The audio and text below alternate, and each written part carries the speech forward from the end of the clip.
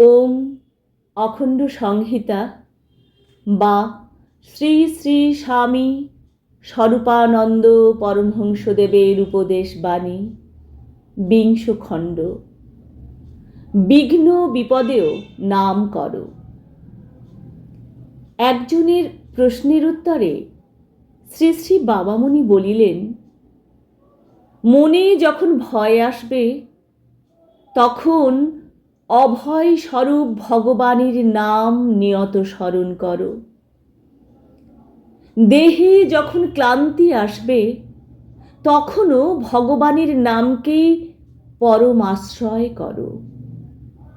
জীবনে মরণে সর্বদা সর্বাবস্থায় নামাশ্রয়ের অভ্যেস করে যাও। বাধা এলে দমে যেও না, বরং বাধা অতিক্রম করার উপায় নির্ধারণের জন্য কিছুটা সময় নিতে পারো। তারপরে নাম করতে করতে সহস্র বাধার উত্তুঙ্গ প্রাচীর নির্ভয়ে উল্লঙ্ঘন করে যাও। পথকণ্টকে ভয় করো না। সাবধানে ও সন্তর্পণে পা ফেলে যেতে আপত্তি নেই, কিন্তু গতি রুদ্ধ হতে দিও না।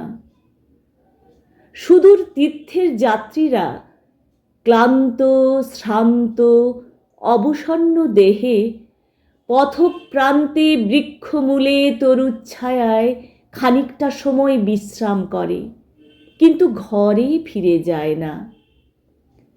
ক্লান্তি দূর হওয়ার সঙ্গে সঙ্গে জয় ভগবান বলে আবার যাত্রা শুরু করে। মনের ভিতরে বিশ্বাসের অভাব এসে গেলে সবচেয়ে বড় বিপদটি ঘটে গেল জানবে। বিশ্বাসকে অটুট রাখবার জন্য নিয়ত নামের সঙ্গ করো। নামের মধ্যেই নামই বিরাজমান। নামের সঙ্গ করে কেউ কখনো অলাভবান হয়নি।